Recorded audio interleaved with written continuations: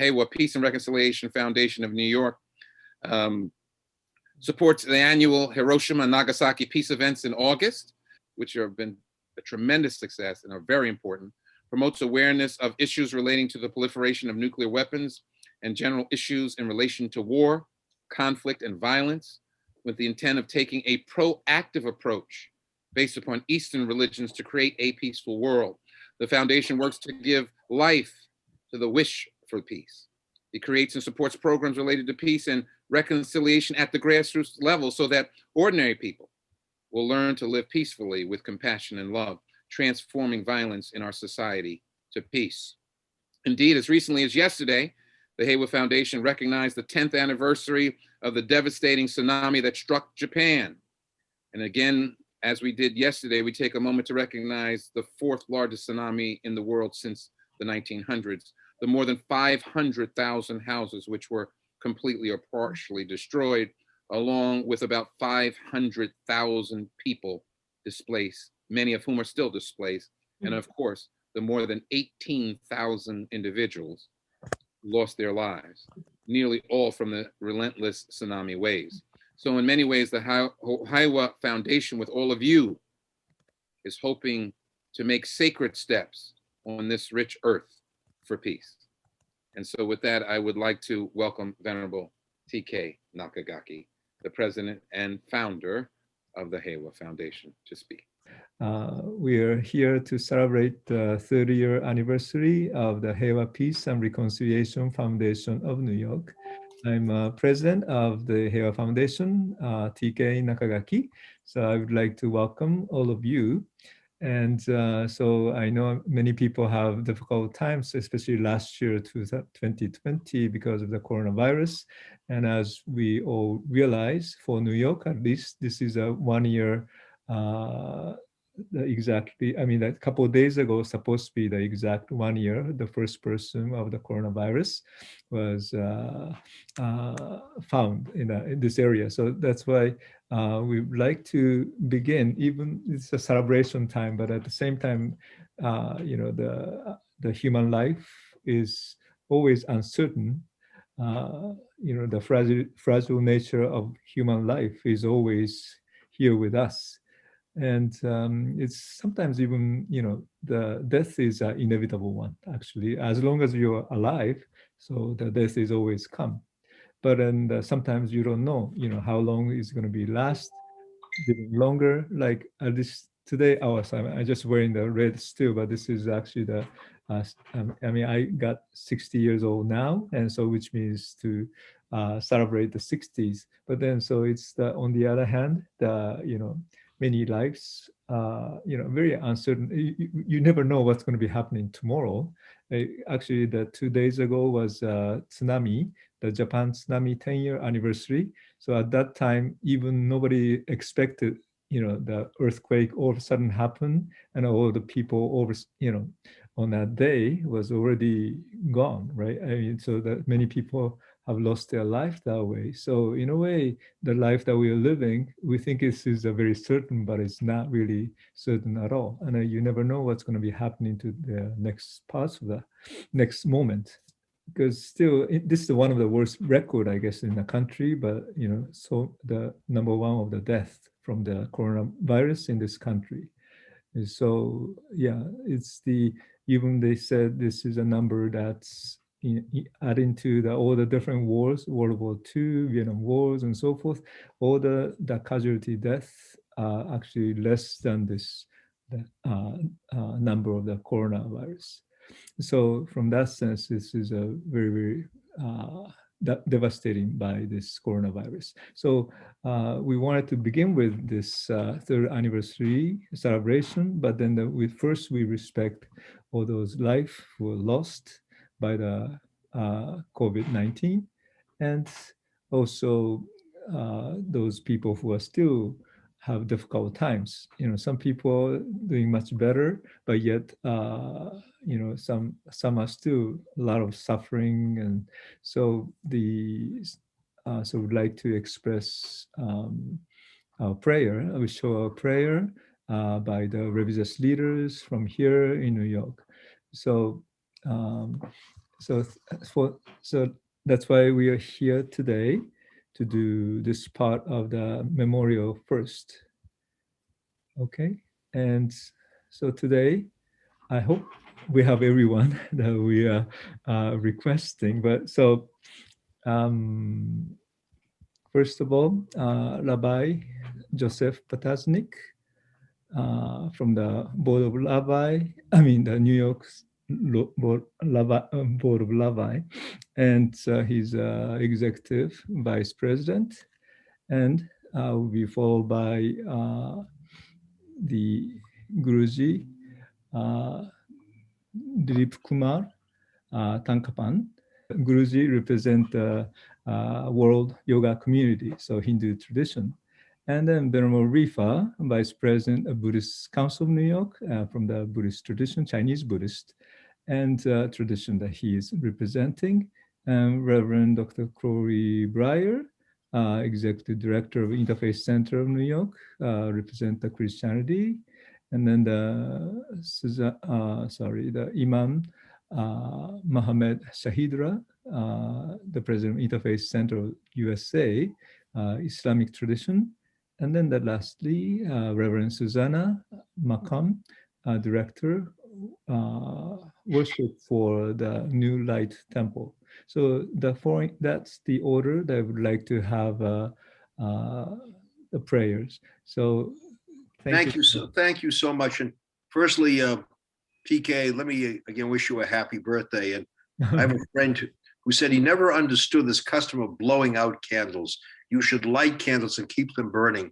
And I can say this in knowing you all these years, you've always brought a lot of light to a lot of people. And we wish you many more years of light and love throughout your life and throughout our lives. Tonight, I want to say to you that there's a saying in Jewish tradition that the eyes are composed of two parts, the light and the dark, which you only see out of the dark. I think that teaches all of us that even at a difficult, dark time, you try to look out and recall that light and love you shared with people who meant so much to you.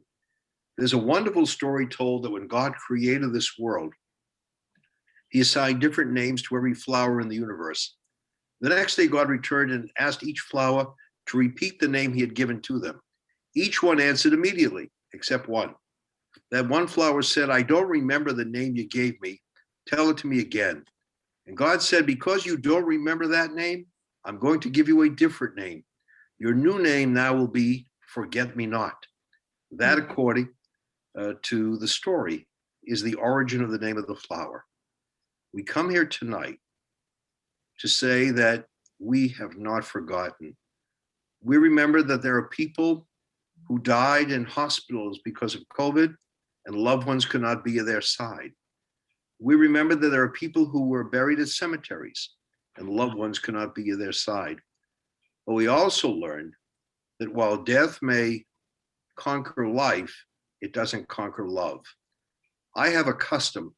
Whenever I visit my parents at the cemetery, I place a stone there, and many others do the same. They place something on the monument to show they were there.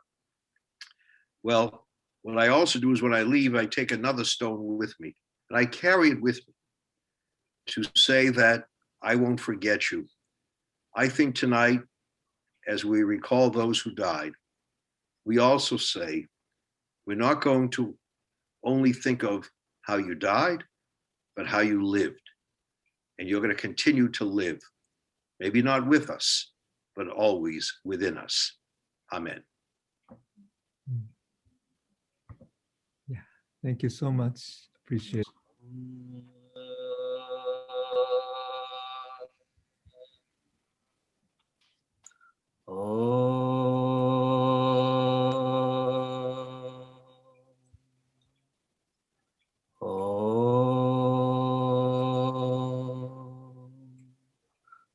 Trayambakam yamahe sugandhim pushtivardanam purvarigamiva bandana mrityor mukshayamamrita. Om Trayambakam yamahe sugandhim pushtivardanam purvarigamiva bandana mrityor mukshayamamrita. Om Trayambakam Yajamahe Sugandhim Pushtivardanam Urvarugamiva Bandhanam Mrityo Mukshayamamrutat. Om Sarvesham Swastir Bhavatu Sarvesham Shantir Bhavatu Sarvesham Purnam Bhavatu Sarvesham Mangalam Bhavatu Sarve Bhavantu Suginaga Sarve Sandhu Niramaya Sarve Bhadrani Pashyantu Ma Gachyatu Kabhave Asadoma Satkamaya Tamasoma Jyotirgamaya Mrityorma Amradam Gamaya Om Purnamada Purnamidam Purna Purnamudachyate Purnasya Purnamadaya Purnameva Vashishyate Yoga Samasta Sugino Bhavantu Yoga Samasta Sugino Bhavantu Yoga Samasta Sugino Bhavantu. Om Shanti Shanti Shanti. Om Peace Peace Peace. Om Tatsat.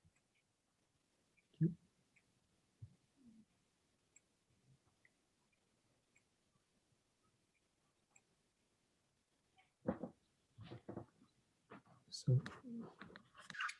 thank you.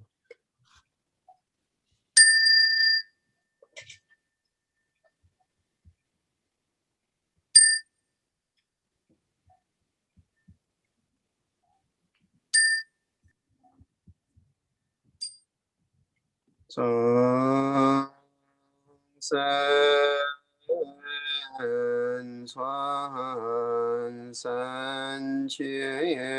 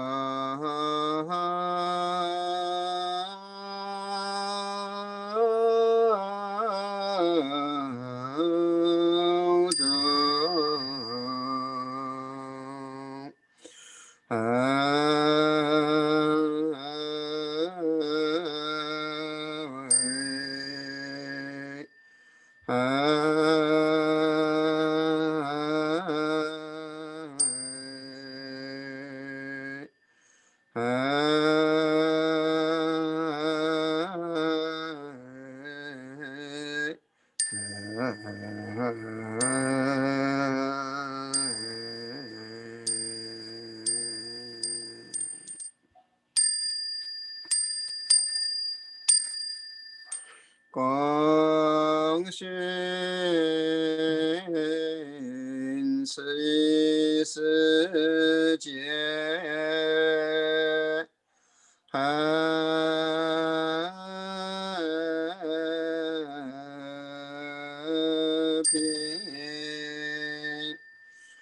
Ni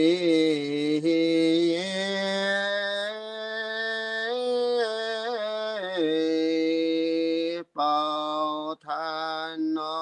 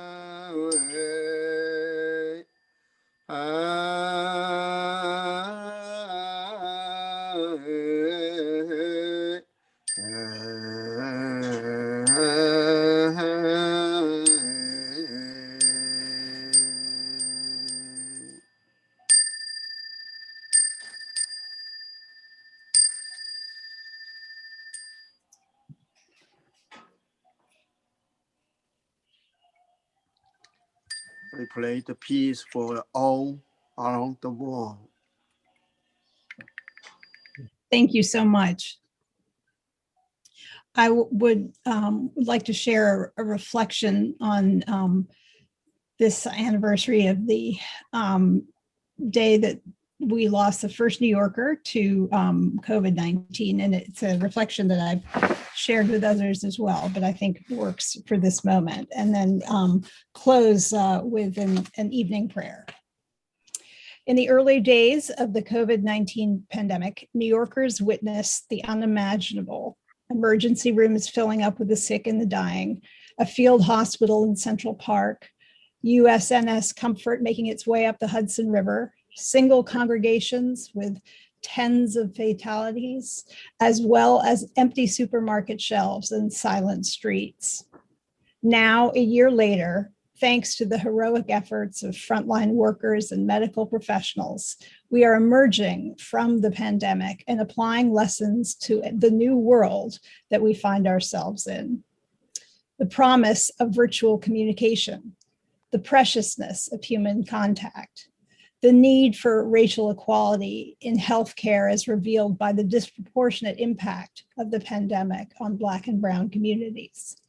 As New Yorkers of different faith traditions, we mourn our losses and strengthen our resolve to make our city a place of resilience, of vibrancy, and human flourishing. And now I will conclude with a prayer that comes from the Book of Common Prayer for the evening, and it's called Compline.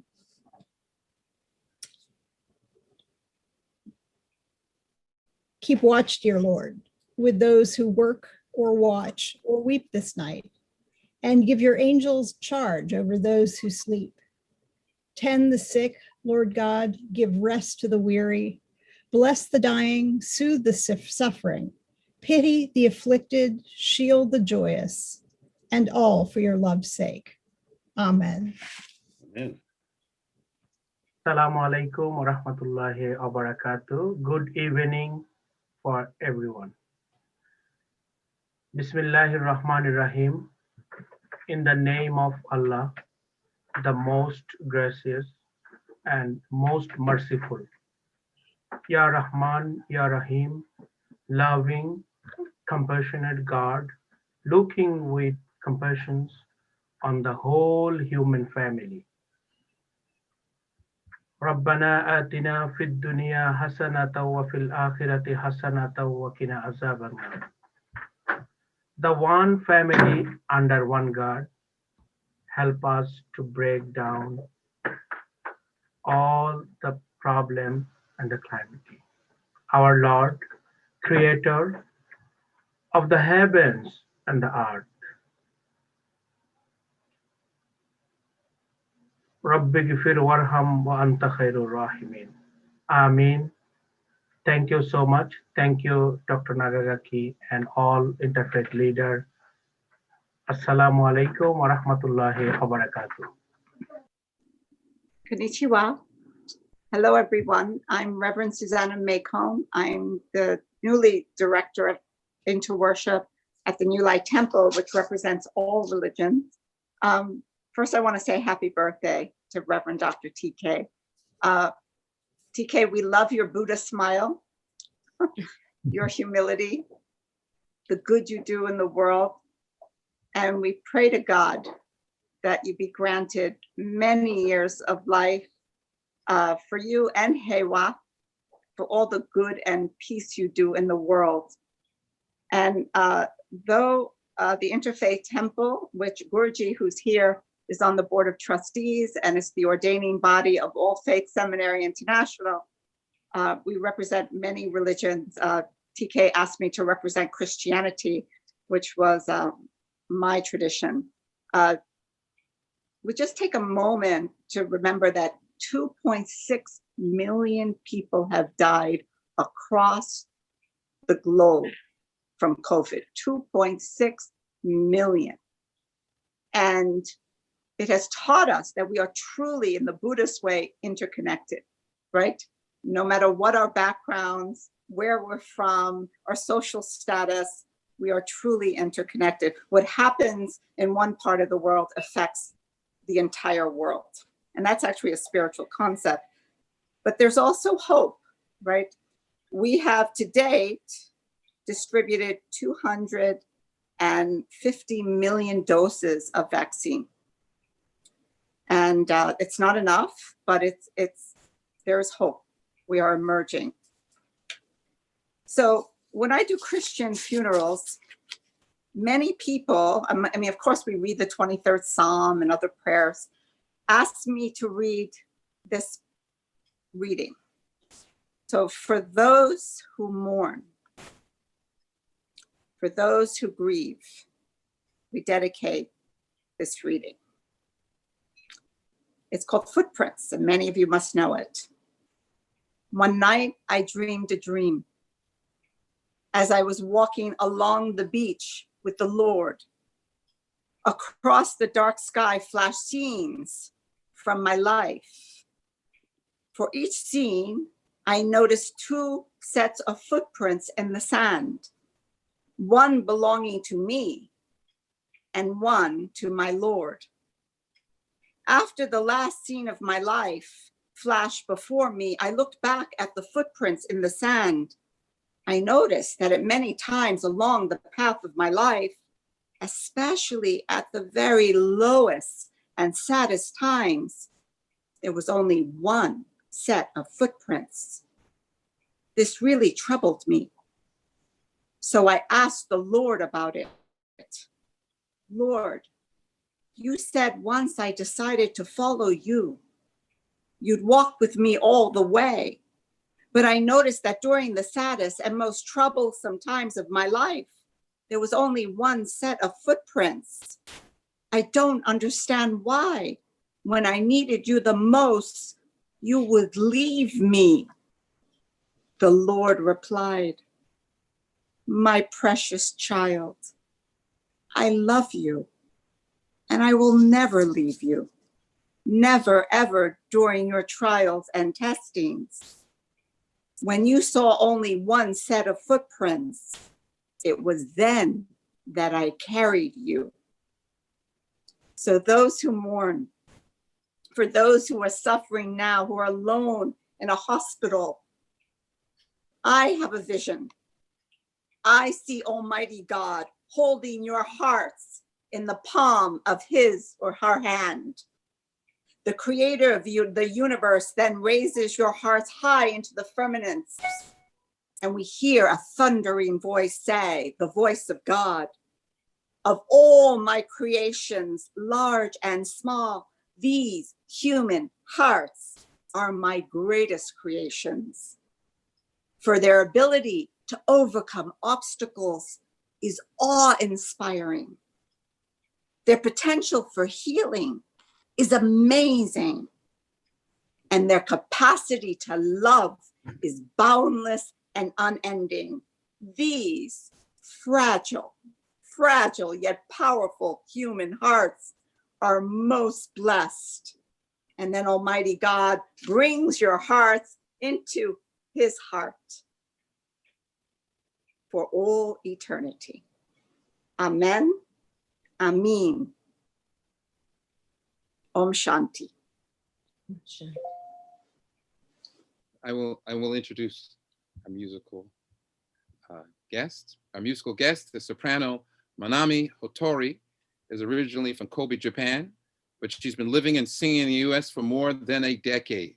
She has recently sung several leading roles in the US and Canada, including the title role in Madame Butterfly with the Mercury Opera. Manami Hotori. Thank you. Hi everyone, happy birthday, Nakagaki-san, and also Peace Foundation. And I'm going to sing from Requiem by Gabriel Fauré, Pierre Yezu.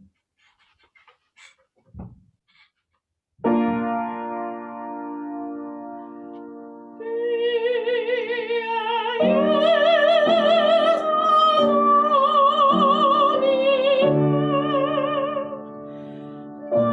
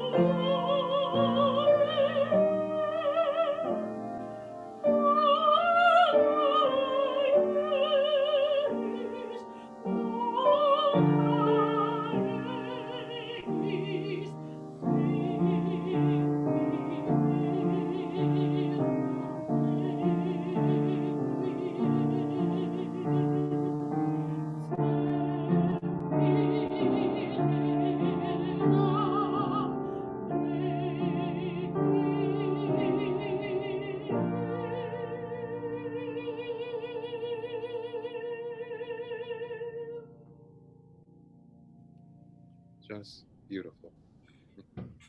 I'm going to introduce now, I have the great pleasure to introduce our keynote speaker, who is Mr. David Jane. He's actually our newest board member for the Heiwa Peace and Reconciliation Foundation of New York. He is a senior advisor to the president for institutional development at the Okinawa Institute of Science and Technology Graduate University and managing director of the Okinawa Institute of Science and Technology Foundation in New York. Previously, David was the director of foundation grants and assistant to the president at the United States Japan Foundation, where David actually met Reverend Venerable T.K. Nakagaki. With that, David, thank you so much.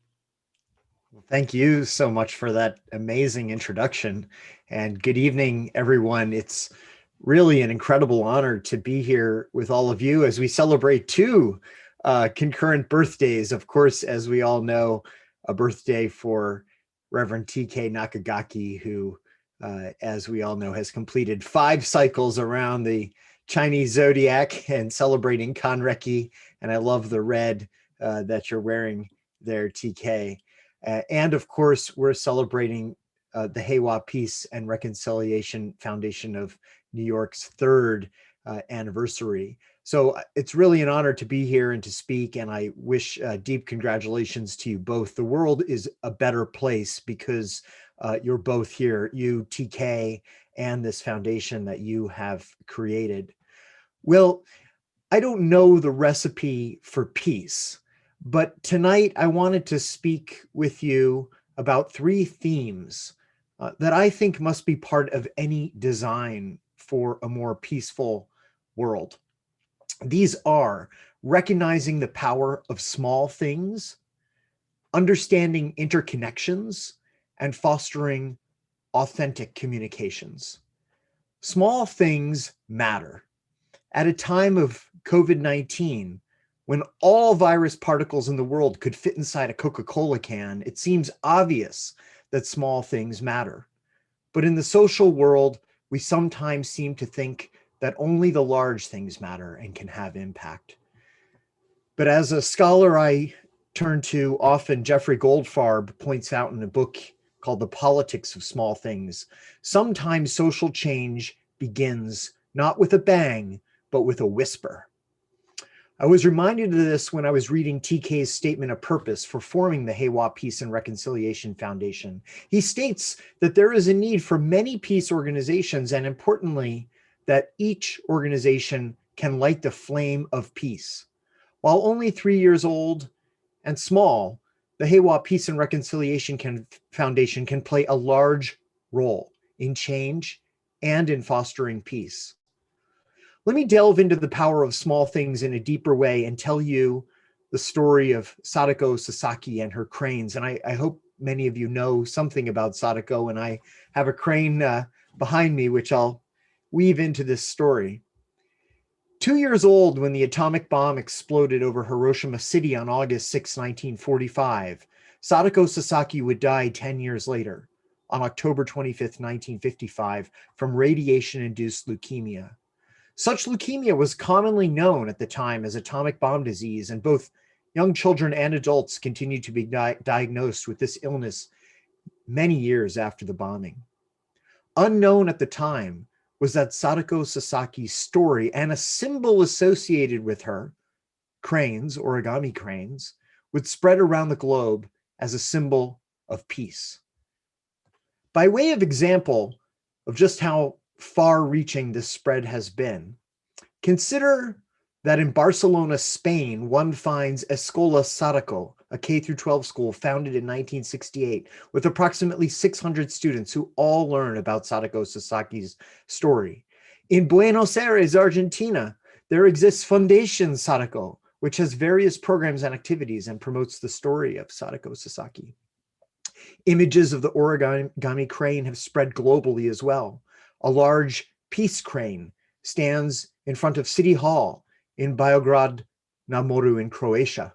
And a small crane that Sadako Sasaki folded in 1955 was donated by Masahiro Sasaki, Sadako's older brother, in 2009 to das Europäische Museum for Peace for Frieden, the European Museum for Peace in Austria.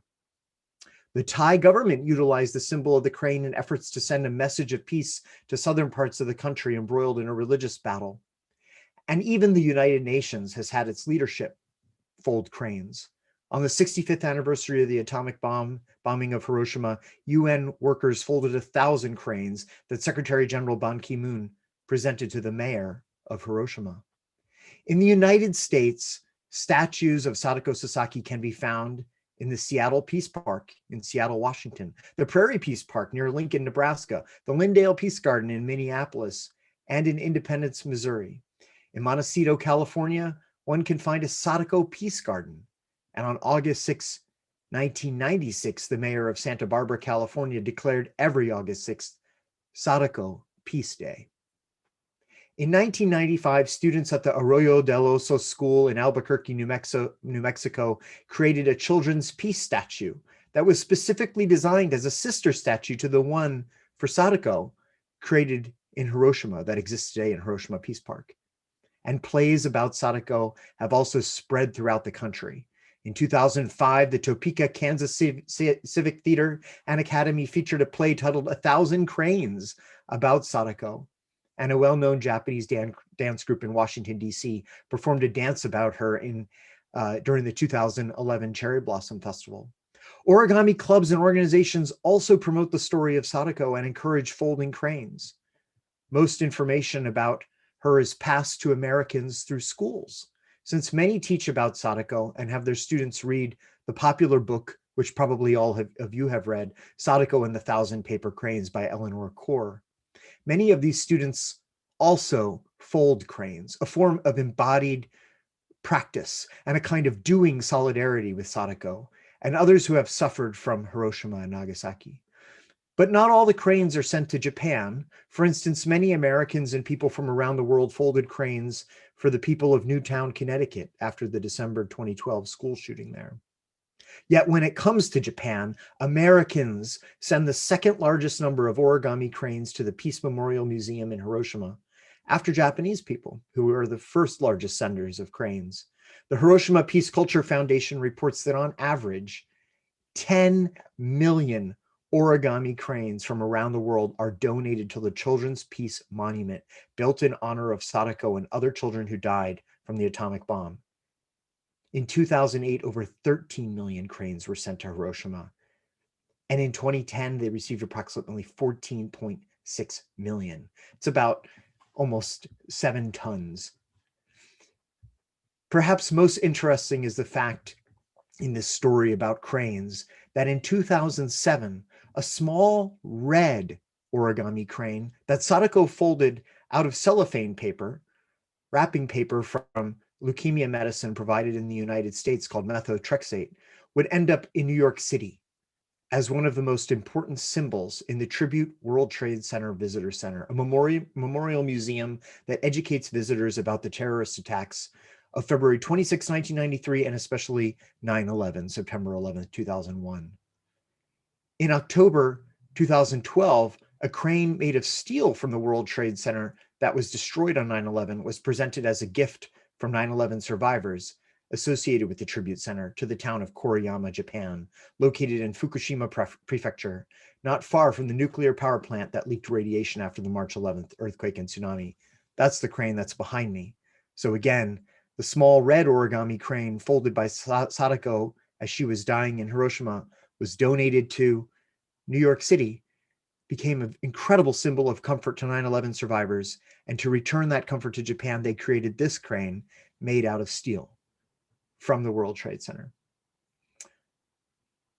The group's leader was so moved by the presence of Sadako's original origami crane in the museum in New York that he decided to create this.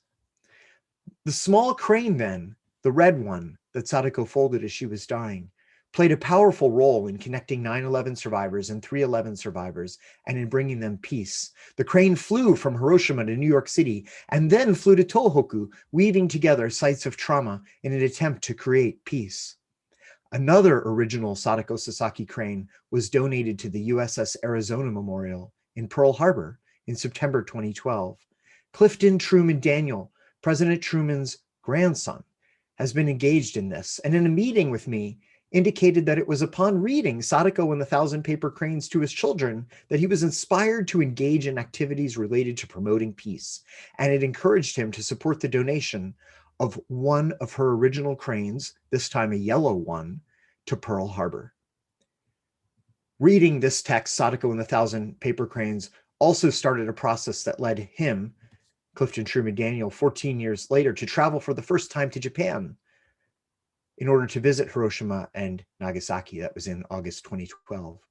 The crane at Pearl Harbor is perhaps the tiniest object on display there. And it is amazing to think that at Pearl Harbor, an object from Hiroshima would be on display permanently. But the superintendent of the park explained to me when I met him several years ago and asked him about this, that it was important to place this small yellow origami crane that Sadako folded as she was dying at Pearl Harbor, because Pearl Harbor is no longer a war memorial, he told me. It's a peace memorial. And this small crane shows that no matter who starts the war, there is pain and suffering on all sides, that Sadako could have been anyone's daughter. These stories of how the crane has woven sites of trauma and brought peace to people who have suffered in different locations show us our interconnectedness. Just as TK and the Heiwa Peace and Reconciliation Foundation aim to show the connectedness between New York and Hiroshima and Nagasaki through the Manhattan Project, we must realize the challenges the world faces today are not isolated problems. They are challenges that we must all take on collectively. Furthermore, we are connected through events. The paradox of events, as Robin Wagner Pacifici, an amazing scholar in New York City, states, is that an event only exists if you can define its beginning and end. But in some ways, events never end. Consider Hiroshima. When we think of the bombing of Hiroshima on August 6, 1945, we can think about it from the point of view of just one date and one point in time. But if we include the Manhattan Project, which TK does in his definition of the Heiwa Peace and Reconciliation Foundation, and all the preparation for what led up to Hiroshima, we begin to expand the time frame of that event. And even more importantly, in many ways, the event of Hiroshima, as I said earlier, has not ended. It continues to this day to have resonance, to have impact. And in many ways, it is a continuation of this event that led TK, I think, to form this foundation. Now, for peace to form, we need not only the power of small things that can help us understand our connections, but also we need authentic communication. And when I think of communication, I think first about the telephone. And I wonder if you know that when the telephone was invented, it was touted that now there would be an end to war because people could talk instead of fight. But the 20th century was anything but a century of peace. Talking didn't necessarily help because talking doesn't mean we're actually communicating. Communication is something deeper. It requires a genuine openness to trying to understand another's point of view, and it requires an openness to change. I think one of the goals of the Heiwa Peace and Culture Foundation is to aim to move beyond talking and to try to create space for communication. Perhaps no one is better suited to this task than TK Nakagaki, whose happiness makes all who surround him smile and want to try to work together to build a better future. But the challenges here are immense. For we live in a time when inward-looking nationalism appears to be on the rise. And as the late sociologist Benedict Anderson argued, nations are imagined political communities. They are imagined into being, and such imaginings lead us to create a sense of who is inside and who is outside the community. Those outside are hard to communicate with and easy to dehumanize.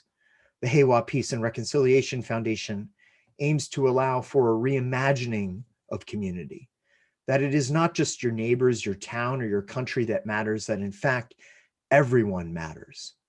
And reimagining community has power.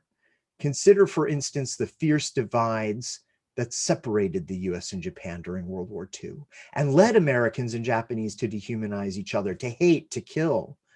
Perhaps it would have been unimaginable to consider a time when Americans and Japanese would have extremely positive views of one another as they do today and share similar values, and when the two countries would be incredibly strong allies. But such is indeed the case today. The contemporary close relationship the people of America and Japan share would never have been possible without visionaries who believed in the power of education and cultural exchange over time to transform enemies to friends and to reimagine the relationship between the people of these nations. The Heiwa Peace and Reconciliation Foundation is just such a visionary organization. It imagines, I believe, a future in which people across the globe share an understanding that they have more in common than apart. Furthermore, it is an organization that realizes that such work never ends, that relationships between and among people requires constant work and cultivation, that relationships can never be taken for granted, and that we need to bring people from different faiths, from different spheres of society, and from different cultures together in ways that can encourage empathy and authentic communication. This is no easy task, but it is a bold goal that this organization aims to take up. And for that, I congratulate all involved in its founding. I want to end my remarks by presenting a special Japanese gift, a Daruma doll. And since I didn't have a Daruma doll with me, I printed out a picture of one. And let me show them to you, like this. And his eyes, you know, are empty right now. Daruma, for those of you who know, introduced Zen Buddhism to China from India. And he was deeply determined to achieve his goal of enlightenment, that he meditated day and night until he reached his goal. You color in one eye when you start a goal, and whenever you achieve that, you color in the other eye. The idea is that when you start a goal, you start a project, you start an ambitious type of activity, you really don't know what lies ahead. You're only seeing with one eye. But when you finish, you have both eyes and you can look back. It's kind of like Kierkegaard saying life can only be lived forward, but can only be understood backwards. And so TK, you know, you started this, and I think you have more than one eye. There's someone else with a Dharma, but I want to, on the 3rd anniversary, I want to color in, you know, one of the eyes here, and the goal, you know, is that we're going to make this world a better place, and also you know, that we're going to color in this other eye on your 10th anniversary. So wishing you many, many, many more years of great success. With that, I'll end, and thank you for your time. Thank you so much. 7 years from now. Okay, nice number. And then James. Yes. Thank no, you. I was paying attention very much to Okay. David. Thank you so much. It's wonderful. It was a wonderful presentation, and you can see I really do have notes, so I'm not just making it up off the top of my head. One of the things that you said, which I thought was important, you talked about small things. That was how you started off things, and I thought in the context of peace, how do we identify, in the context of peace, the small things that we should focus on? In your opinion, what are the types of small things that we should be focusing on for peace? Like with Mrs. Suduka's cranes, for example.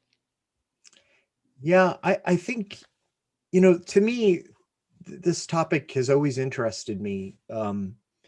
Somehow I think, you know, we're easily captivated by big things, big events. And we think sometimes that we're powerless as individuals. But I guess when you say that, you know, the first thing I think about is a smile. You know, or, you know, a touch or a show of concern, a card you can send. I mean, I think small acts of compassion, of gratitude, of connection I think we've all felt that. You know, I know I get an email from someone or a short phone call or even a text that could be transformative of my day and turn, you know, maybe a sad mood into something happy. The other thing that goes through my mind when you ask that is, and none of this is easy, I think, but just, even within yourself as just a single person trying to, find your own kind of peace, because it's hard to really, extend peace outward if inwardly, you're struggling. But at the same time, I guess there's almost a paradox. Sometimes when you're struggling and you help someone else out, you can improve your own state. So those are some of the thoughts that crossed my mind when you asked that good question, James. Okay, and then the next question I had was, you pointed out as you were speaking, you talked about interconnectedness, and there's a term that in Buddhism called Itai Doshin, many in body, one in mind, that came to my mind. And how can we direct so that we can have what you called authentic communication? Your term was sort of authentic communication. That's what made me think of this. How can we make sure that we are on the same path, in the same mind for peace through what you called authentic communication?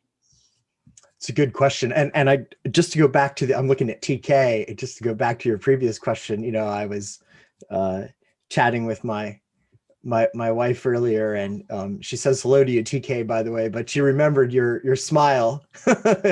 and I think Rabbi Potasnik said something about that as well. And so talking about small acts,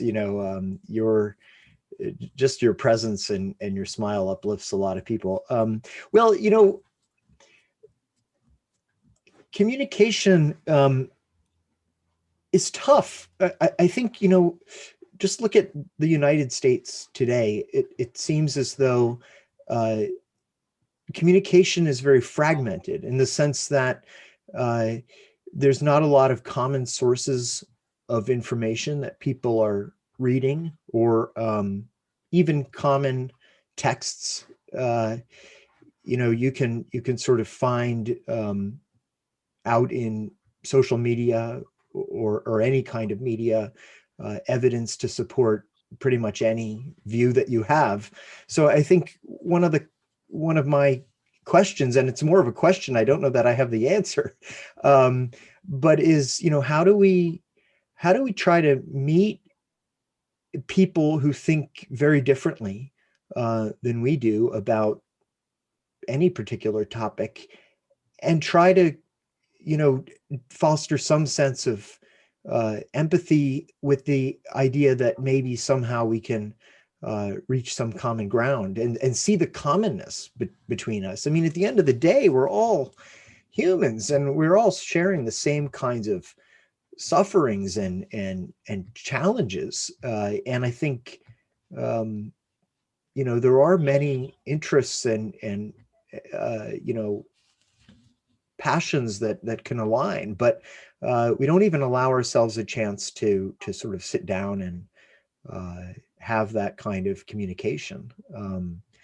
So, one way that you might be able to do it is trying to do activities together. I've personally been involved with a lot of very interesting service learning projects that brought students from throughout Asia together who had never been outside of their home countries, and they engaged in service projects as teams. And it was really interesting because they all had very, very different sort of views of the world, but they were engaged in a kind of common activity to help someone else. And through that, it sort of broke down some barriers and allowed for some sense of communication. Maybe that's part of the way.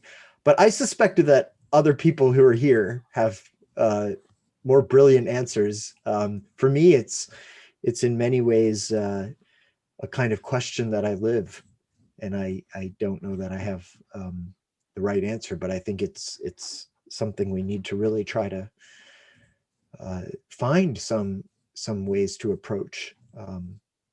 Yeah. I have just one final question for you, based upon, thank you again, David, for everything. You talked about reimagining, and you mentioned Soren Kierkegaard briefly in your presentation, talking about, life can only be lived forward, but understood going backwards. And the thing that triggered me, you mentioned about reimagining. What do we need to reimagine so that we can have the world that we need? Now, you talked about maybe those fellowships, working with the students as an example. How do you see us reimagining, like John Lennon, reimagining a world that is much different, but connected in a lot of ways to a future we haven't seen yet, but maybe one day can understand. How can we connect that? What do you see? What do you see that reimagining being? The first thing I would say is that, you know, what we think is impossible might be possible. And I think we can look to some concrete examples. I mean, the one that I chose just because I'm most familiar with it, but you know, I'm sure there's many others and maybe even stronger ones, is, you know, what happened in the US-Japan relationship. I mean, it really is, I think, quite profound to see the way in which that relationship has transformed. And I really don't think that is possible unless you had visionary people who imagined that there could be something different.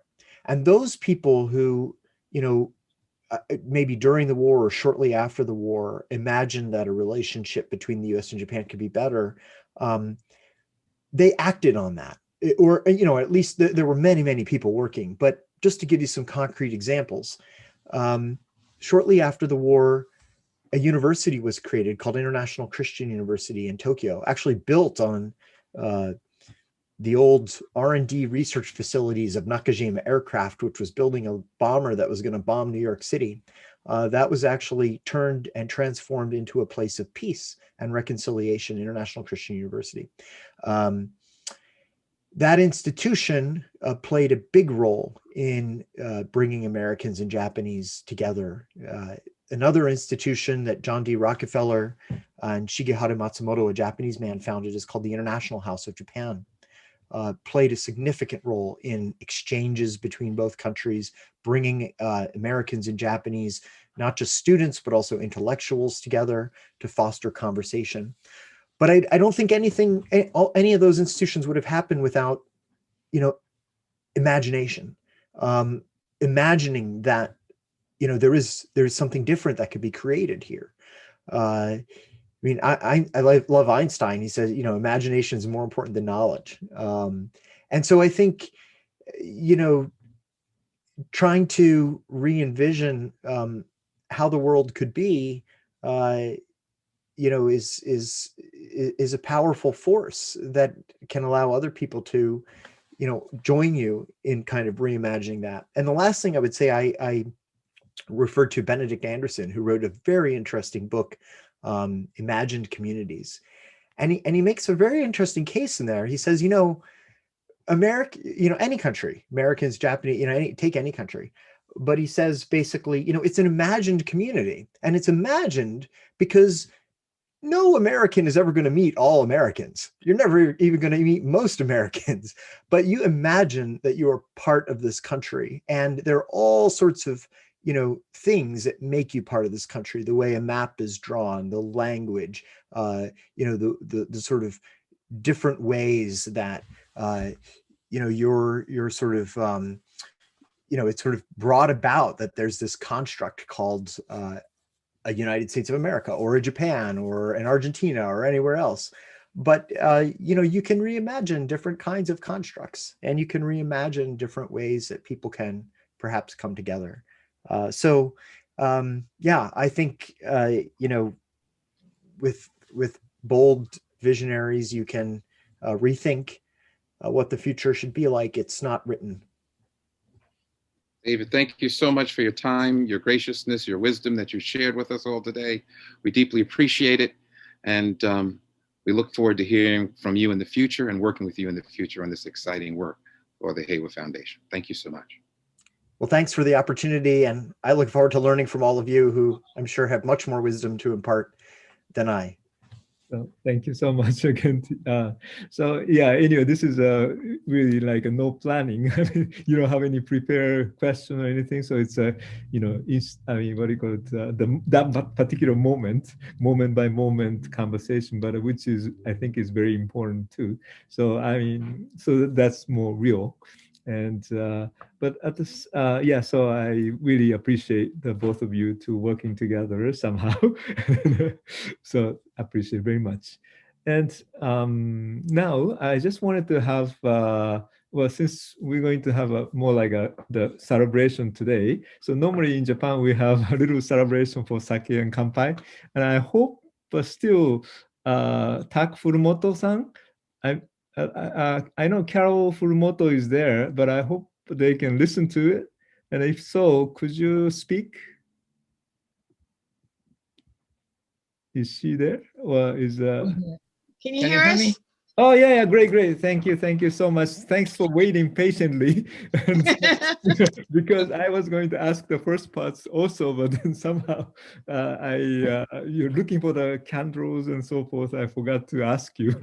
I'm very sorry. But then so this time I would like to ask Tak Furumoto-san. He has been working with me for a long time for the peace ceremony ever since I came to the New York, 1994.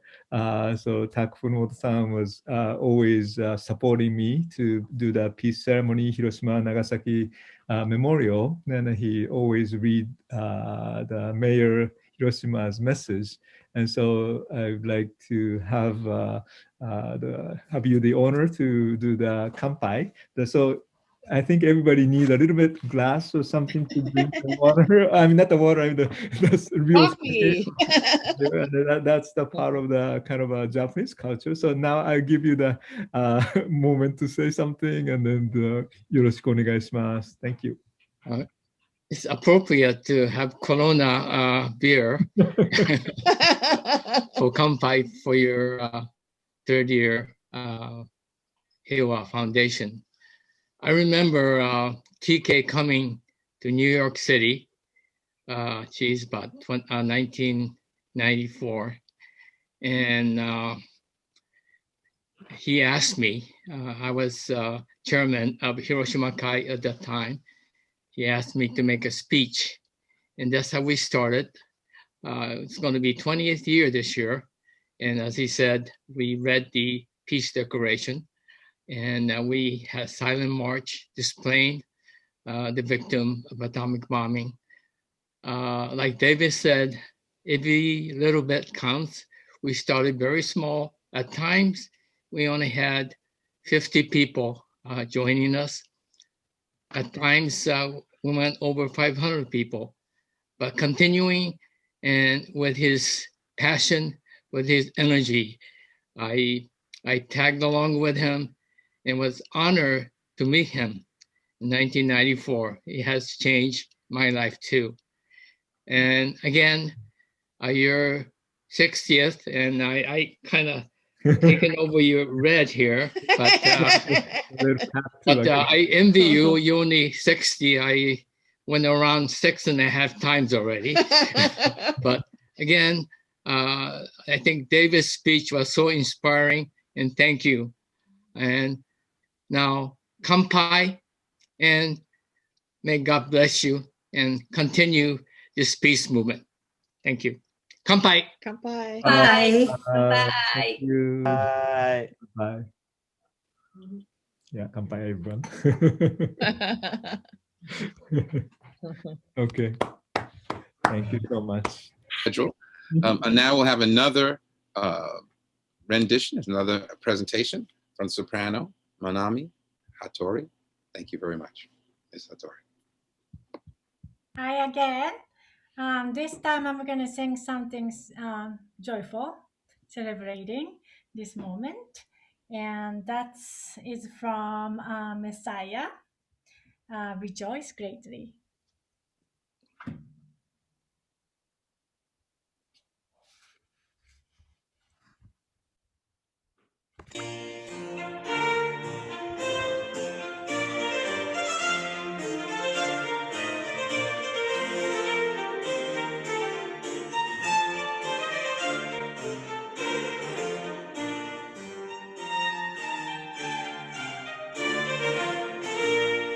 Rejoice, rejoice.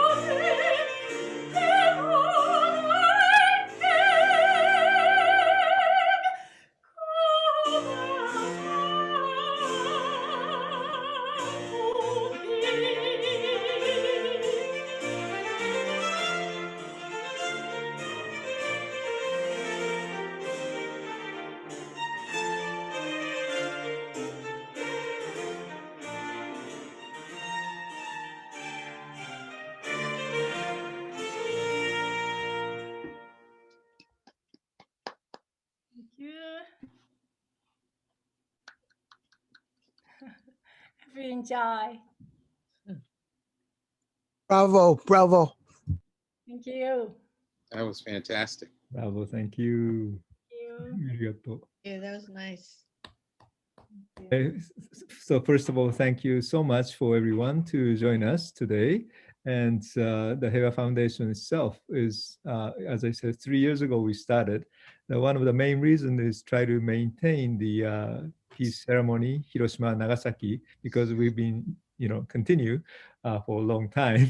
I mean, so it's actually when we have a 25th year of Hiroshima, Nagasaki Memorial.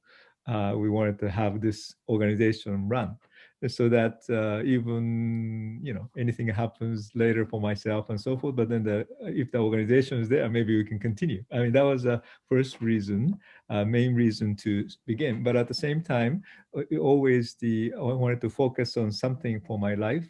After 50 years old, I mean, of course, 60 now, but 10 years ago, I start thinking of where we're going. And so I feel like all the things that I learned from the Buddhism is always focusing on a peace, creating a peace. So if might be time to focus on my life a little bit more, something specific. And then so because at the temple, there are so many different things in the going on, so you can't do always focus on that. Only once a year we do that kind of activities, and then occasionally, but not to be able to focus on. So by creating an organization, so we can focus on the peace building. And so this is still challenging, gradually, one by one. I am building up one by one. Like, yeah, I think I'm pretty patient. So it's like I'm the year of ox, right? So you can tell this is a year anyway. So it's a 60. So the yeah, oxes tend to be patient. Is yeah, very characteristic. So, but then I feel like, you know, reflecting only 3 years, but then we have been doing pretty well in one way, because still, you know, it's just a new, like a 3 years old. So it's still, you know, start walking a little bit and, you know, start recognize a little bit more. But then even like a pandemic happened last year, we did have various events, even actually start connecting to the world, like India, Pakistan, you know, all those places. And then the Japan, of course. And even like a Hiroshima, Nagasaki Memorial 75th anniversary last year, I thought we couldn't do anything, but yet we are, you know, we have connected to from Hiroshima, actually I don't know how to say English, but 国際会議場 International Conference Room, you know, in the inside of the Hiroshima Peace Park. And then so we are able to connect to New York and then Hiroshima. Oh, and then David, keynote speaker, David Jane, he was a MC on the particular events. And so in a way, kind of even though we have Corona has a very difficult time for people, but yet somehow, you know, those are the things that we all have. And so from there, what we can do is a question that I have and then that we have. And so that even though, you know, those difficulty, we're able to do something different. And then the Hiroshima mayor show up over there too. And then they're really impressed to be able to have an international, you know, like a 75th anniversary of the Hiroshima Day, and then Nagasaki in there too, Nagasaki Day as well. So such things are, you know, happening. And so, of course, we did already have a 501c3 status like within 1 year, and so which was very nice too. And then we start building the board members, and then so at least the yearly program we start doing many things. So I think we've been doing pretty well for that sense. And then, of course, from this year, one of the big projects that I wanted to really focus on is something that I would like to introduce the next part, because so now I wanted to continue for more dialogue. You know, we started the events now, and then the one thing is, of course, I wanted to develop the program, peace building program. And so there's a Washington and so forth. Buddhist Council is working for that too. But then we wanted to have a cooperation together and how we can create the peace, you know, proactively, not the reactive, you know, everybody just reactive, what happens, so they just say something. But yet we seems like I need building up the peace one by one in even everyday life, even the words, how you use the words. You know, because you know, there's two things that are connected, right? I mean, the mind and body, the words is very important in between, but yet somehow the words are, you know, treated kind of lightly. And so that words have a lot of violence also, and words can make people happy, and then the sad and all those things. And so you know, this culture, a lot of way, you just throw away the words, but then no responsible for the words that they say. Oh, I'm coming here now, but then, you know, then the words itself say something, but yet they don't come, right? The words and the actions should be together. The mind and the words should be together too, right? So kind of the developing that kind of activities and so forth that I feel like it's important for the Heiwa Foundation can focus on. And then also second part is a dialogue, because we do need a lot of dialogue between the different religion, the different understanding, different even the thoughts. And then one of the things that you probably know, since you're here with me many times, is a swastika symbol, and which is the book that I wrote. And then I don't know how many of you are aware, but then the New York State has the bill about the hate crime bill. And because, well, I mean, that itself is okay. Hate crime is something to, harm other peoples, and so those should be stopped. But yet, the part of the description is a two thing they will teach. What's the snooze? Snooze. Yeah. Snooze. Sorry. The words that I can't pronounce. But and then so that kind of symbol, they have to teach those things. But also the second thing let's talk about is a swastika as an evil symbol. But it is not necessarily so from the different traditions. And then so that bill is already in right now. And we have, actually I've been very busy every day. I'm talking with the Hindu community peoples and then discussing, today is also as the one of the Senate, and then a couple of us have a meeting at 2:00.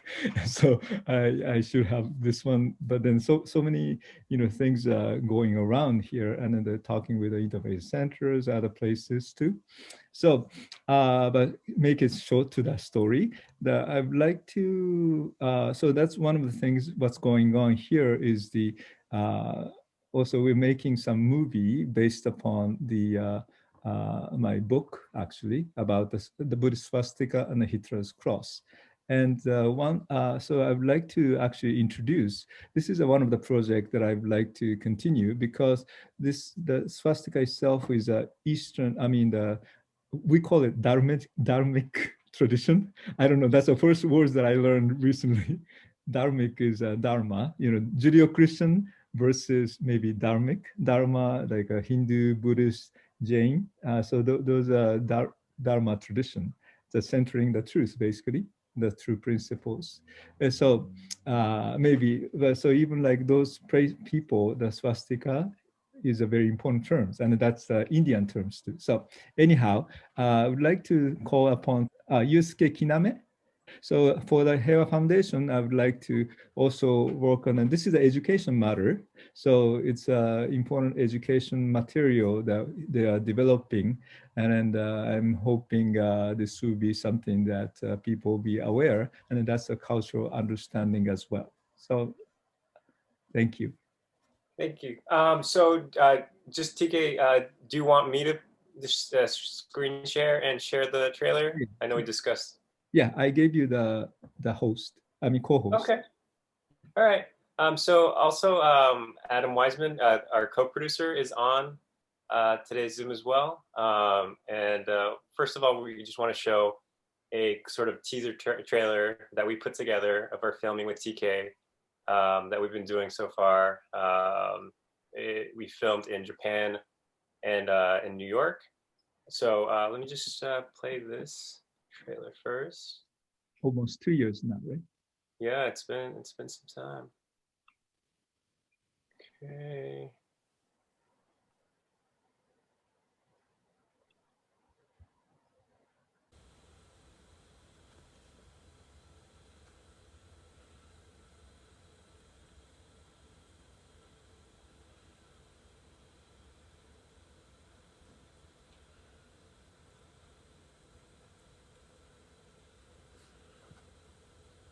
My name is Toshikazu Kenjitsu Nakagaki, so people call me TK as a initial part.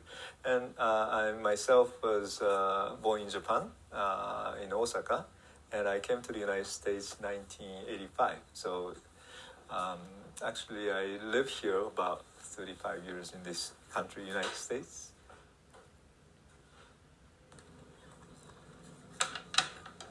Right now, it seems like in terms of swastika or the Hakenkreuz, we just need a little more information available so that people can read and see.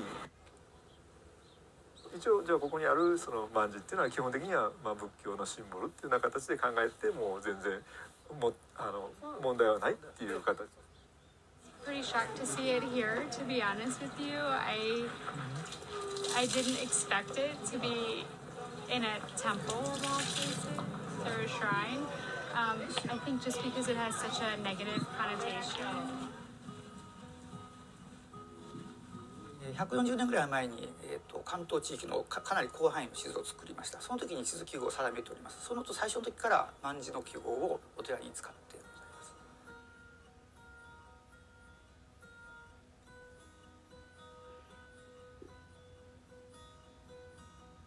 アメリカ人は何をもって自分をアメリカ人として見るか、日本人は何をもって日本人として見るかってところに考えるときに、日本人で結局まで悲しいところ血なんですよね。でもアメリカ人って結局その例えば朝とかに旗に忠誠を誓うとかそういうのあるですよね。だから旗が持つ意味って多分シンボルが持つ意味多分かなりもっと日本人とは違う感覚持ってるから。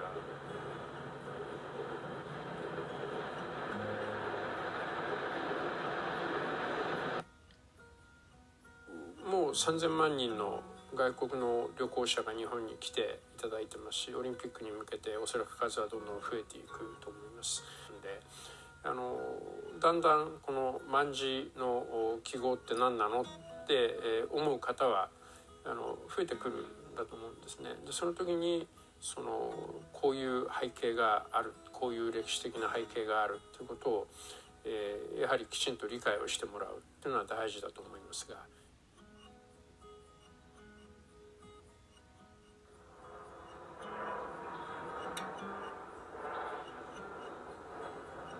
Symbols require us to be careful. Hate crimes here in the city have increased immeasurably in the last couple of years, and now the swastika is being painted in all kinds of places. So I think it's important, particularly for Buddhists and perhaps more generally for many Asians, to understand what a provocative and negative symbol it is when used as part of white supremacy, white nationalism, anti-Semitism. It was used as a trademark, or at least a supplementary mark for many products, because in history it represented good fortune, good luck, the four seasons, any number of more deeply symbolic and or spiritual things. But to try and convince people who still are bearing the scars of that use of swastika, because whether Hitler called it that or not, if the last thing the person you love most in the world experienced was a person wearing that symbol, blowing their brains out, what they called it doesn't matter. It doesn't matter. To them, it doesn't matter.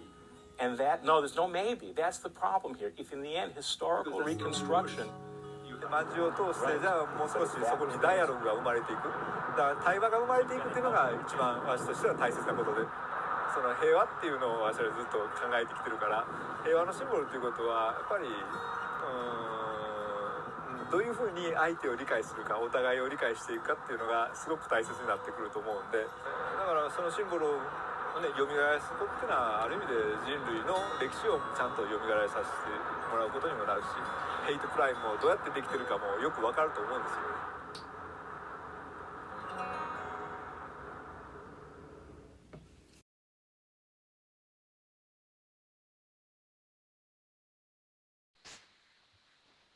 Yeah, interconnection was a little bit bad, I guess. Yeah, I mean, it's over Zoom, but yeah, as you can tell, we met some incredible people, had some great conversations. Obviously, it's a very emotional issue, and yeah, we pretty much finished filming, and we are now in the post-production process where we are sort of editing, putting music together, adding narration, all that, all those things, and we're hoping to launch a crowdfunding campaign next month so that we can sort of gather funds and complete the film.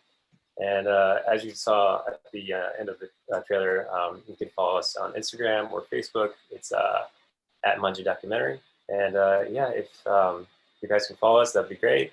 And once again, I want to thank TK for participating. And yeah, thank you for having us today.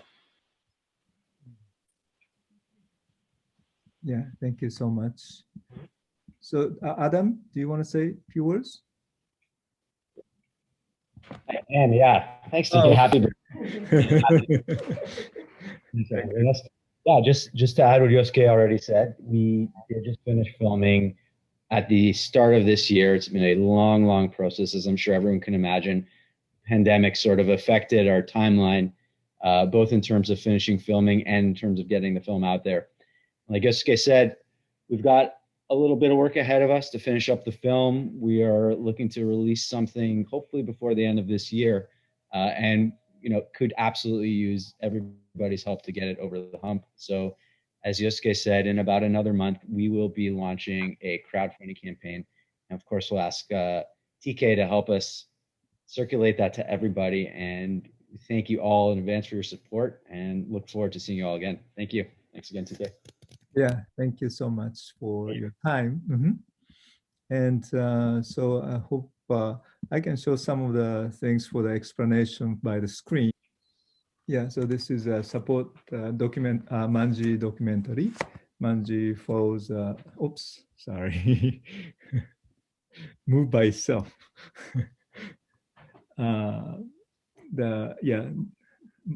Manji followed Reverend TK Nakagaki, a Japanese priest, lived in the America for the past 35 years as he traveled to the globe on a mission to reclaim the swastika as a symbol of peace. So help us finish the film. Although we have wrapped up filming in New York and Japan, we are still looking for funding in order to finish the post-production process. So here are some of the cost donation will cover.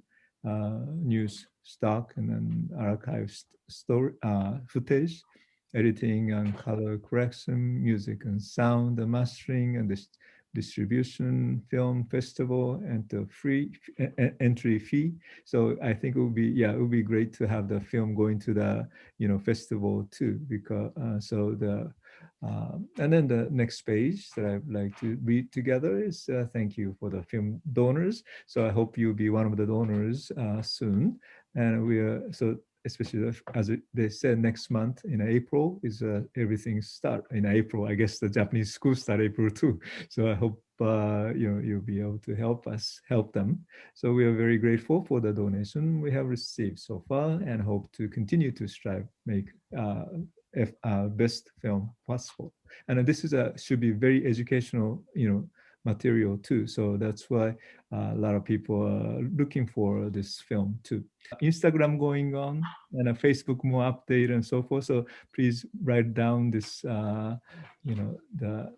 the site so that you can help, you can read what's going on. And then at the same time there will be the sponsorship, this film I should read it, but please visit our physical sponsorship page at the film collaborative. So if you are interested in and decide to help this way, is also another way. And so thank you very much again, Yosuke and Adam, for making efforts and then patiently continue to finish up this particular project, which started 2 years ago. And so, so thank you again for your efforts. And I think I'm sure this will be very important piece for understanding, or for education or understanding of the swastika versus maybe Hakenkreuz. Okay, so let me continue. Thank you so much for everything for today. So a little bit over time, but yet, so thank you. But this one will be recorded and also in sharing in a Facebook site, live. So I'm hoping that more people can eventually look at what we have been doing. So, so first of all, I just wanted to thank for all the board members and supporters of the Heiwa Foundation. Without you, we can't have this organization running. And so we really appreciate your knowledge and experience that share with us. And so I'm first of all very grateful for all each board members and also the officers that we have, and then the volunteer that we receive. And So first of all, I just maybe mention all the names of the people who are helping. So that maybe that's the first thing that I wanted to do. And what I realize is if I move my page, this page is going to move something too. So but anyhow, I would like to thank, first of all, James Lynch for today, even doing MC for these parts. And he's a vice president of Heiwa Foundation. And yeah, do you want to say a little bit something? Maybe the only thing I was going to say, one quick thing is just thank you very much for this opportunity. This is a wonderful organization. We're doing great work, and we're trying to help people at the end of the day. And that's what matters the most, giving people hope. Okay, thank you so much. And we do have another vice chair this from the last year. So, right, are you? Yes. Yeah, so can you mute yourself, or you can come here if you like. Over here, we're gonna have a howling. Actually, the Heather Harlan, Nakagaki, actually. So she's one of the signer of the organization too, but then she's now have more time to be able to help, and so back to the. Hi everyone. I guess most of you know me already, probably. Yeah. But yeah, I've been trying very hard in the past few years to help TK build up the organization, and usually do it in a behind the scenes kind of way, helping him with PR for the events, and just kind of advising him on a lot of things and cleaning up his English on some of the things he writes and that sort of stuff. But more and more as we build the organization and try to make it a little more professional and everything, I thought it might be nice to take on an official position and as we move forward with everything. So that's my new role. And I want to also just thank everybody for coming today. And we're so happy that you could come and join us. In this difficult time, we all have to be in our houses, but somehow we can still luckily stay connected through the computer. And TK was so happy to put on his little red outfit. He got this from Amazon.com a couple of months ago, and showing it off to me, and I was like, well, what? This is on Yeah, I was like, what the heck is that? 'Cause I didn't realize, I didn't know they had to wear that kind of outfit when they turn 60. And I tried to Google that, and I was like, okay. So it's cute. He's having fun, and I'm glad he's having fun. Yeah. We're going to eat our cranberry tart later. Food and anyway, bye. Thank you. So welcome to and then the speaker today, David Jane, is a new one also from the last year. But then actually this Heather is the newest. The second newest was David Jane. So thank you to be part of our organization and be part of the responsible positions. So do you want to say just a few words? You say a lot today, but it would be nice to hear just a little bit if you like. Oh, well, just thank you, and honored to be part of this. Look forward to getting to know everyone, and thank you. Oh, okay. Well, thank you. No, you can say a little bit more if you like, but I already spoke enough. Okay. But I've known TK for a long time. We were both, in something called the U.S.-Japan Leadership Program, which an amazing man, George Packard, formed, who was president of the U.S.-Japan Foundation. And so really just so privileged and honored to get to know you, TK. And I really meant it when I said the world's better, because you're in it. And, every time I saw you at the USJLP gatherings, I was always, you always made me smile and put me in a happier mood. So really happy to help you out here and be part of this, and looking forward to getting to know everyone. Yeah. Thank you so much again. Great talk for today. So thanks. And also, I don't know whether she's here or not, Dr. Kazuko Tatsumura. I guess because they have been having a difficult time to coming into the, those technology parts. So she has been coming to the a study class in the Sundays, and sometimes she does a lot of parts of the helping for the Heiwa Foundation too. So I just wanted to thank and supporters for the financial too as well. So I thank you for her, although she's not here. Seems like if she's here, please let me know. But look like, and then there's a Tomiko West. She's a hibakusha survivor from the atomic bomb and from Hiroshima, and then she has been also board members from the beginning, because this organization, as I said, is connected to the Hiroshima and Nagasaki atomic bombing. So it is very important for her to be here. And then she has the same problem. She has, she's 80, I shouldn't say something, 80 something years old. So, it's very difficult to use it. And even she said she tried, she just got the, the screen now. So, the camera now. So, because her computer doesn't have a camera. So it's a little old one. So, yeah, anyway, so it's making many efforts to help us out always. So that's a willingness that she showed. Is there anybody else? Okay, maybe we can go to the officers, and then we have like executive officers from the Buddhist Council. One part is treasurer. The treasurer is the Chris Davey. Are you still there? I know it's getting late. I'm here. Hi. Oh, great. Yeah, thank you. Can you say a few words? Oh, well, I'm happy to be part of this association. I'm honored to be working with you, TK, and look forward to many more projects this year. Okay. Well, thank you so much for your help. So she did the MC for the March 11 last week, 2 days ago. And so thank you so much for doing that too. Appreciate it so much. And so we have what do you call it? Secretary position is the Rino Aise. Are you there? Oh, can you unmute yourself? Oh, sorry. Oh, okay. Thank you. Thank you very much. So congratulations for third anniversary of Heiwa Peace Foundation, and happy birthday to Nakagaki. So I'm glad to work with you and your foundation. Thank you very much.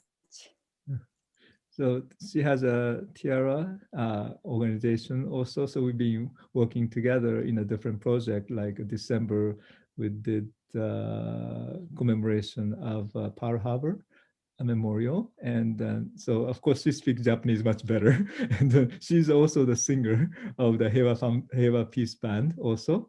So I don't know, maybe I should ask her to introduce that very last song that we're going to sing, I guess. But then before that, I just wanted to also recognize, I've been starting the one by one, so I wanted to try to get some religious advisors, since we do have a lot of interfaith as a part of our organization. So if the Guruji is still here, I wanted to introduce you first. Guruji agreed to be advisory part of the religious advisor of the Heiwa Foundation.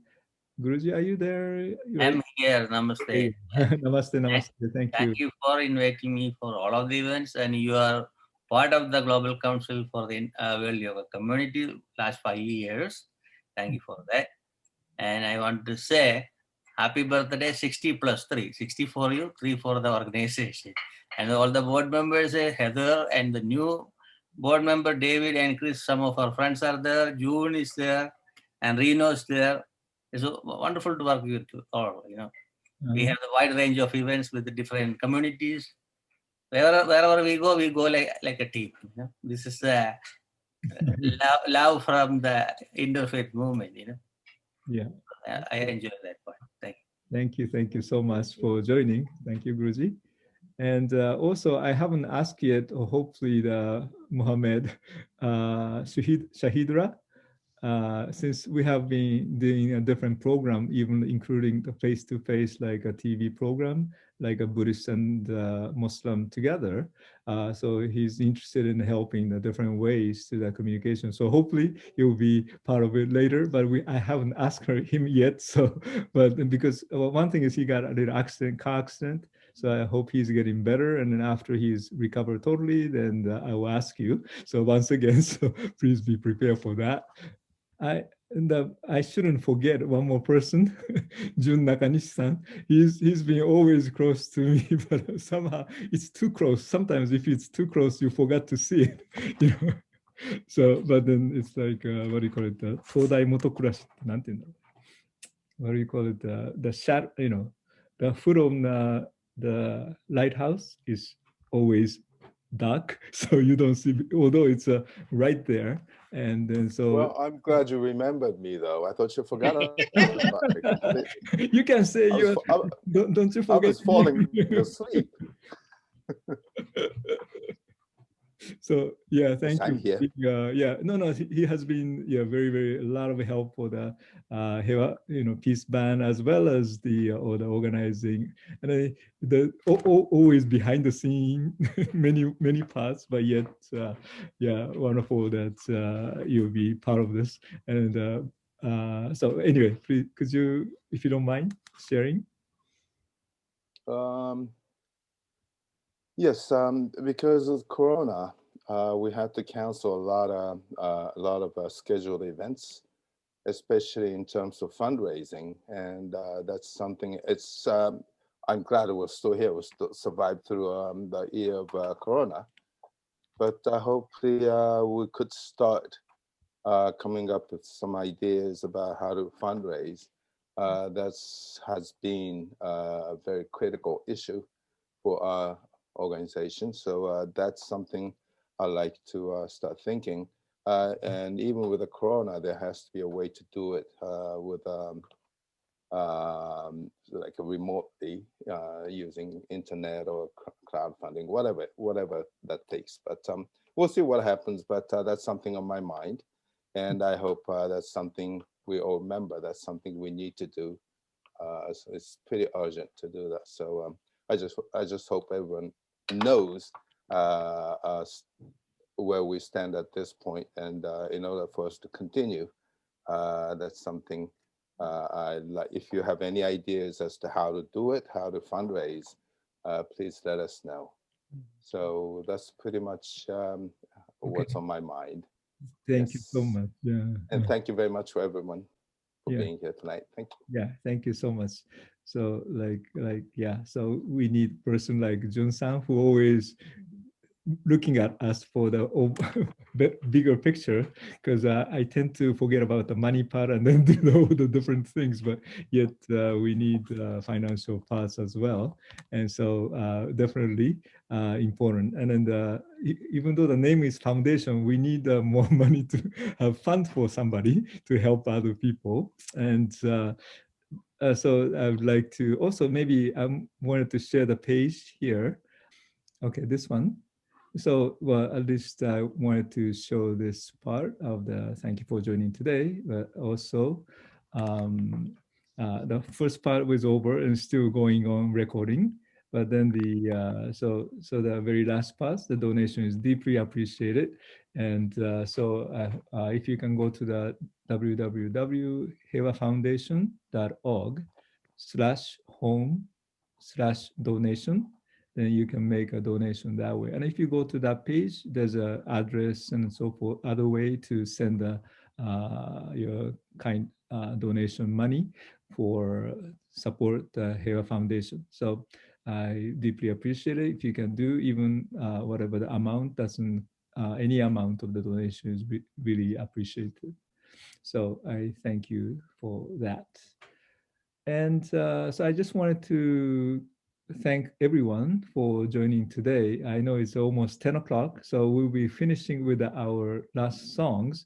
And so maybe I just wanted to ask Rino-san, maybe in Japanese is okay, maybe Jun can translate, but then since you work hard for this particular, parts, so maybe why don't you introduce the last song for today? こんにちは。愛瀬りのです。今回ティングさんの花という歌を平和ピースバンドと5人のメンバーで歌わせていただきます。Oh, I'm supposed to translate? I'm sorry. Yes. Shoot, I wasn't really listening. Sorry. Okay. One more. We did a song called Tin Sagunu Hana. That means I forgot what's the name of the flower in. Hosenka. I know, but what's that in English? Anyway, it's a it's a very pretty red flower in Okinawa, and this song is about this flower. And in essence, the message in the song is whatever that you have now don't last forever, but they come back to for sort of like what your mother told me. You don't really listen to them while they're alive or she's alive, but then the later it comes back to you and it teaches you a lot of lessons. I think that's kind of message that goes through the whole song.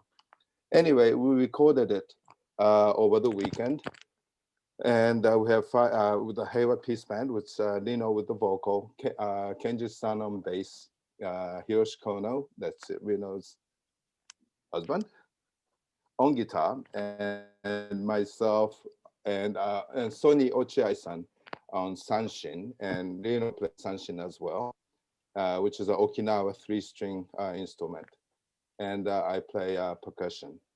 So that's a new song, and I think we're going to put the song, are we? Yeah. リノさん。ごめんなさい。全部英語で説明していただいてありがとうございます。I think that's right. I was supposed to just translate, right? Sorry. You didn't say that yet, but anyway, it's okay.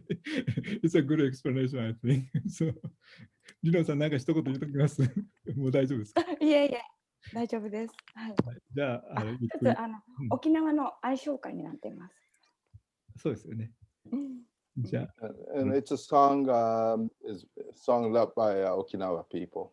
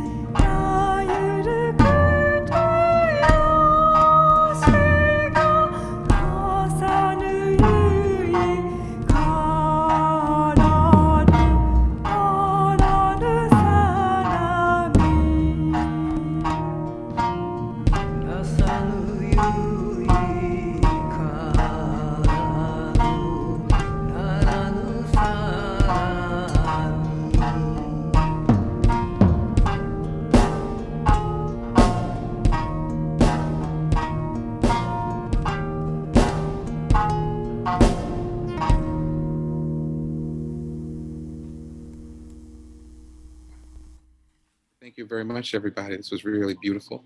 We had the Heiwa Foundation. We had the celebration for Venerable Nakagaki. We really want to thank everyone who came. Also want to say thank you to Venerable Nakagaki for giving us this opportunity to come together as a community. And we look forward to 600 more. Thank you very much. Thank you. So have a good night. Thank you very much again. And then thank you for all the messages for the chat. So I'm sorry that there much of chance to respond to you, but yet we reading that. So I appreciate it so much. Thank you. Okay, have a good night.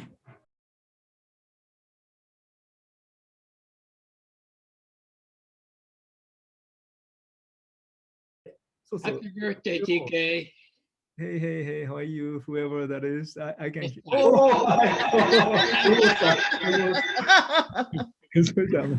Anyway, so thank you. So let me introduce. We have a little program even like a happy hour. So first of all, thank you very much for joining today.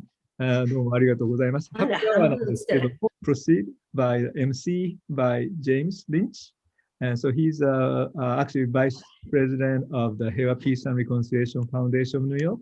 And also he's a president of the Buddhist Council of New York. So thank you so much. Welcome, everyone. I'm so excited to be here.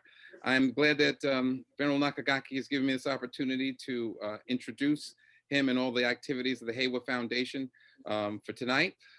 We're here for the Heiwa Foundation's 3rd anniversary and Nakagaki's birthday celebration. It's really something exciting. Yeah, that's something very big. And they both sort of go hand in hand together. He's done tremendous work. This is impromptu. I have some other things, but this is impromptu. He's done tremendous work, helping tremendous amounts of people all around in the New York area and also around the world. But I wanted to take a moment here to talk about the 60th anniversary, birthday celebration. Some birthdays are particularly significant milestones in different cultures. In Japan, special significance is placed on a person's 60th birthday, known as Kanreki. In any event, those were my brief opening remarks, but I wanted to take a moment out to say why this celebration is so important. And, Venerable Nakagaki is not only someone I follow and listen to all the time, but he's also a good friend. So I'm really very happy to be here with all of you. When we do the Heiwa Foundation events, we always look for somebody who can play the peace song. So it's always, we have to find somebody, right? And then it's always a difficult time to find people. So if that's the case, why don't we start our own Heiwa peace band? So that was the kind of idea.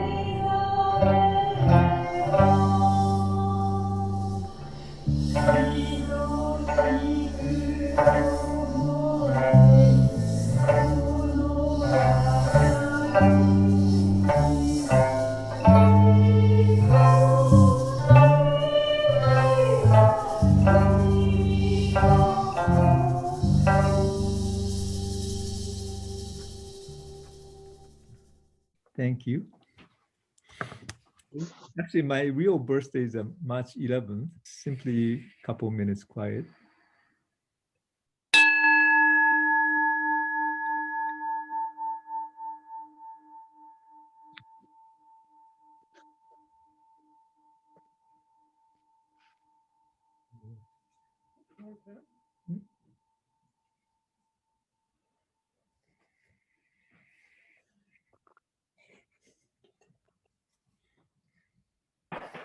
Thank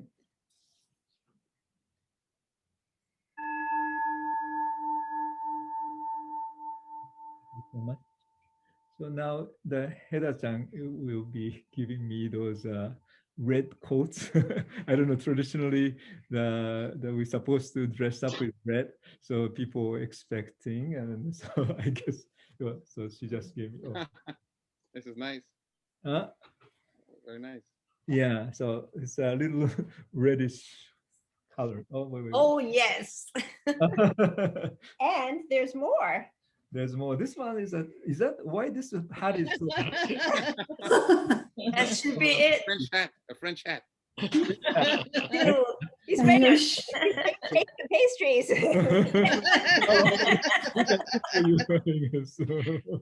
That's a tradition.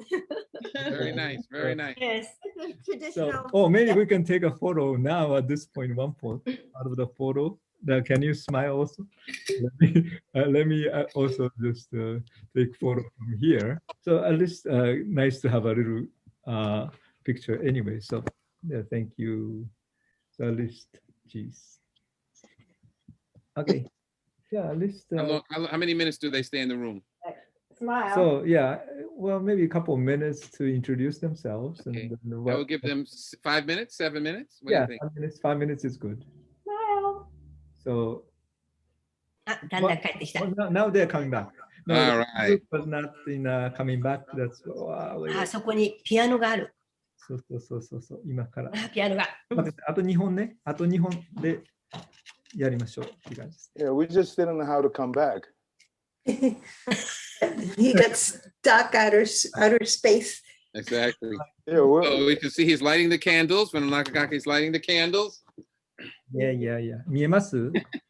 赤いケーキ。Can we see a better picture? Let's see the picture of the cake. Oh yeah, こうしようか。Beautiful. Delicious. 6 years old, huh? Good. So this is a real cake then. So yeah, it's very good. No calories for me. That's good. Oh yeah. Yeah, it's a good. It's a cranberry tart from Trader Joe's. Wonderful. Can't get something red for coming. Yeah. Okay. Oh yeah. Did you take a photo? Did anybody take a photo? I will take a photo now. Hold on. Okay. Don't move. Don't move. Good. Right? Yes, thank you. You're welcome. じゃあ、まなみさんかな？お願いしていいですか？ Hi. So you guys have to sing it on. Okay. Everybody did the mute. I'm going to mute everyone. I'm muting everyone. Don't worry. Okay.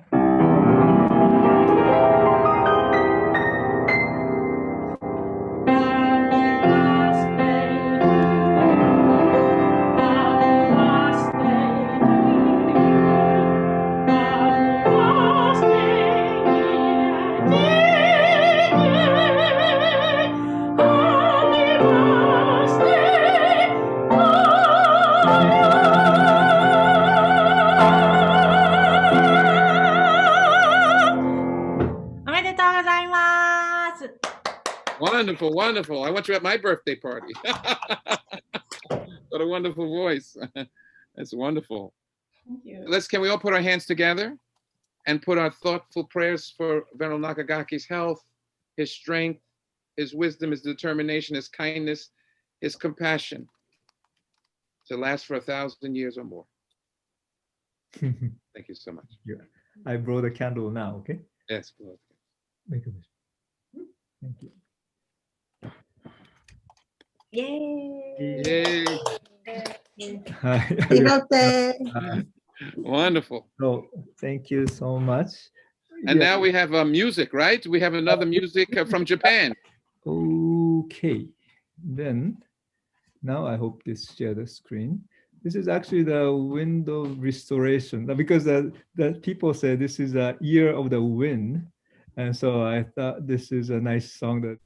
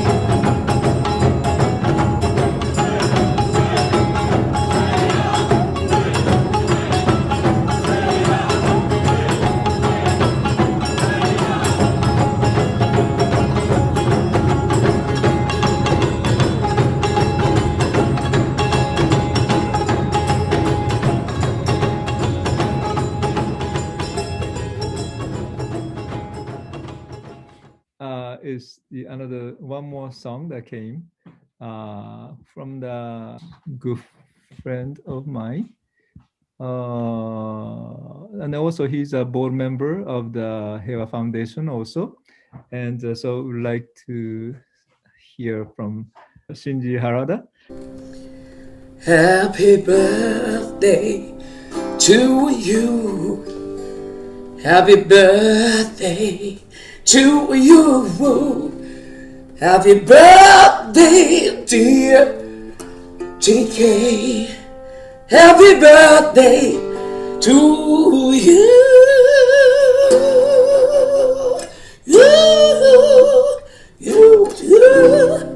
All right.